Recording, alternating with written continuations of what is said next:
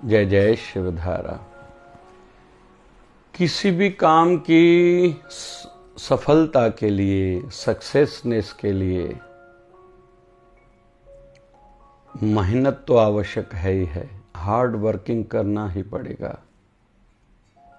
संसार में भी जिन्होंने तरक्की उन्नति करी है उन्होंने खूब मेहनत करी है, उन्होंने नहीं करी तो उनसे पहले वाले लोगों ने करी होगी। राजा भागीरथ के कहने पर प्रार्थना साधना से माँ गंगा मैया धरती पर आई थी, लेकिन उसके पीछे उनकी पूर्वजों की भी तपस्या थी। ऐसे ही किसी ने अभी हमें दिखाई नहीं देता, किसी ने मेहनत नहीं करी तो उनकी पूर्वजों ने, सीनियर्स ने करी होगी। कोई भी मल्टीनेशनल कंपनी है, एक दिन में कोई सक्सेस नहीं होती। तो एक तो हार्ड वर्किंग लगेगी ही, मेहनत तो लगेगी ही।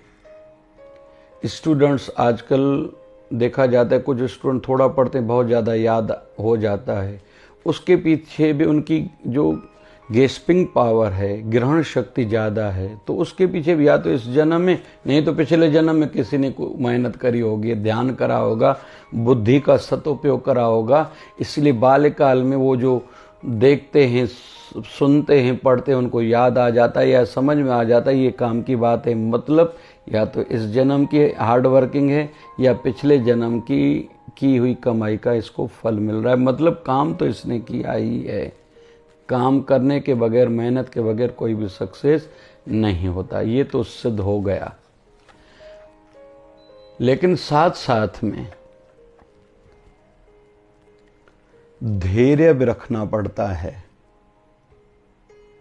अभी हमने काम शुरू करा, जो नए नए कोई बैचलर या मास्टर डिग्री कर लेते हैं, या किसी ने नया धंधा खोला, या किसी ने नया विवाह शादी करी, उनको लगता है पहले दिन हमें सब कुछ मिल जाए। थोड़ा धैर्य तो रखो भाई, समय से मिलेगा। मैं अक्सर बच्चियों को कहता हूं जिनका विवाह हो गया, आप जाके अपनी माँ से पूछो, जिस दिन आपकी माँ का विवाह हुआ था, क्या उस दिन उसको घर की हर प्रकार की पावर्स मिल गई थी क्या? तिजोर की चाबियां मिली थी क्या? जवाब मिलेगा नहीं। थोड़ा इंतजार तो करना पड़ता है, धैर्य तो रखना पड़ता है। आज जिनका साधना में मन लगता है उनसे जाके पूछें, एक दिन में उनका मन लगा क्या? लेकिन उन्होंने मेहनत करना, साधना में बैठना नहीं छोड़ा। यह उनकी विशेष बात थी जो हमें सीखनी चाहिए, समझनी चाहिए और वैसा करना चाहिए। धैर्य भी, मेहनत भी, धैर्य भी, लेकिन साथ साथ में आशीर्वादें भी सफलता में, सक्सेसनेस में, कामयाबी में बड़ा एक रोल अदा करती हैं, बड़ा उनका योगदान है। आशीर्वादें भी चाहिए। घर के बुजुर्गों के आशीर्वाद हो, बंद दरवाजे खुद ही खुलते जाएंगे। गरीबों की आशीर्वाद हो, दीन दुखियों की आशीर्वाद हो, अनाथों की आशीर्वाद हो, जिनका पति गुजर गया है उन माताओं की आशीर्वाद हो, वृद्धों की आशीर्वाद हो, बीमारों की आशीर्वाद हो, पुण्य आत्माओं की आशीर्वाद हो, उन पुण्य आत्माओं की सेवा करें, संतों की आशीर्वाद हो, अपने गुरुदेव की आशीर्वाद हो।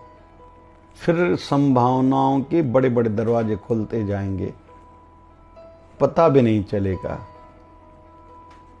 आशीर्वादें बड़ा रोल अदा करती हैं। वही काम कई लोगों ने साथ में करा, एक ही क्लास में कई बच्चे पढ़ के गए, एक ही गुरुकुल में कई विद्यार्थी पढ़ के गए, लेकिन सभी की स्थिति एक जैसी नहीं है। उज्जैन महाकाल के नगरी में सांदीपनि ऋषि के गुरुकुल में भगवान श्री कृष्ण और सुदामा दोनों पढ़ के गए हैं। दोनों का लेकिन कर्म अलग था। सुदामा ने पराय हक का खाया, भगवान श्री कृष्ण का हक का खाया तो दरिद्रता झेलनी पड़ी। भगवान शुद्ध हृदय से जी रहे थे। अभी मानव स्तर पर हम लोग चर्चा कर रहे हैं, वो भगवान थे, इस स्तर पर हम लोग चर्चा नहीं कर रहे। तो वो द्वारकाधीश बने। द्वारकापुरी सोने की थी, करते रहे भगवान श्री कृष्ण।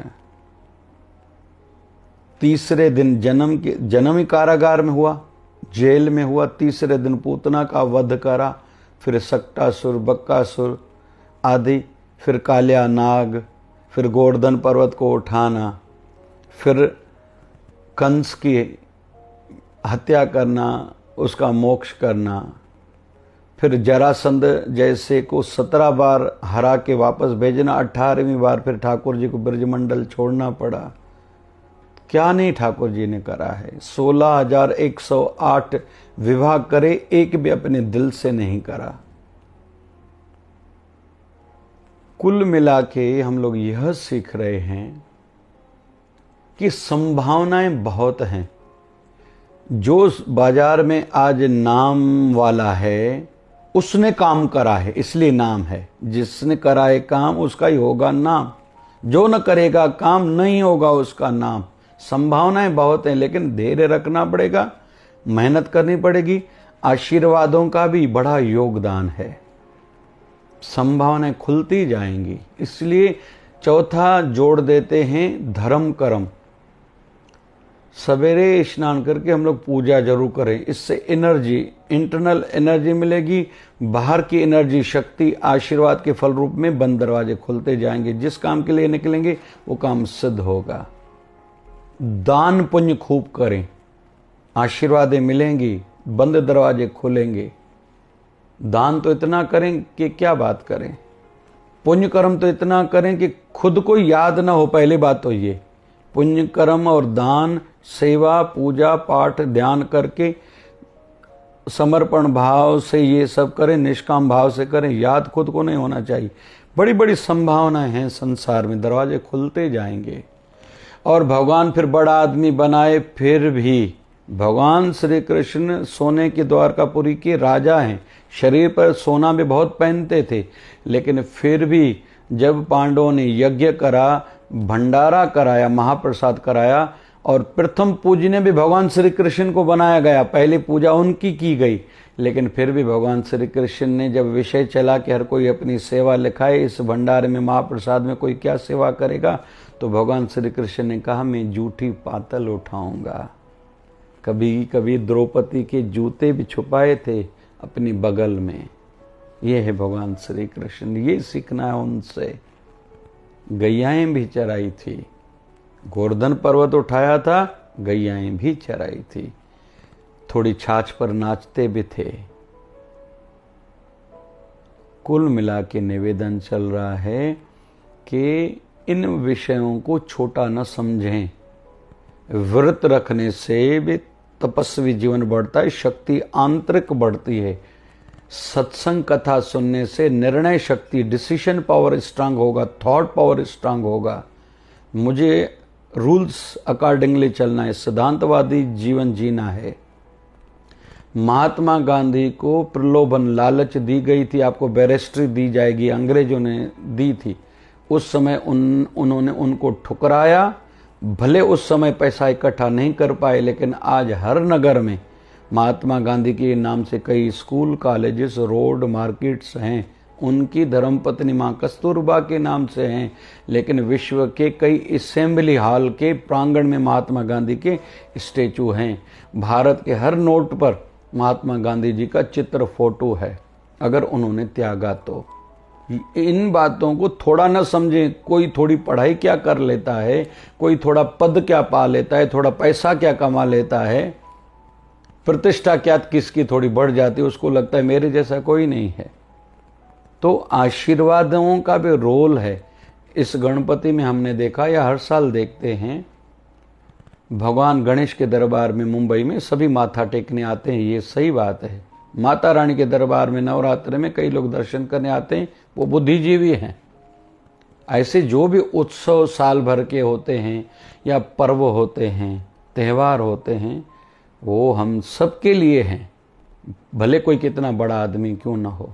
तो कुल मिला के संभावनाओं की ओर नजर रखें, दुखों की ओर, या जो काम नहीं हुआ उसकी ओर नहीं देखें। पहली बात ये।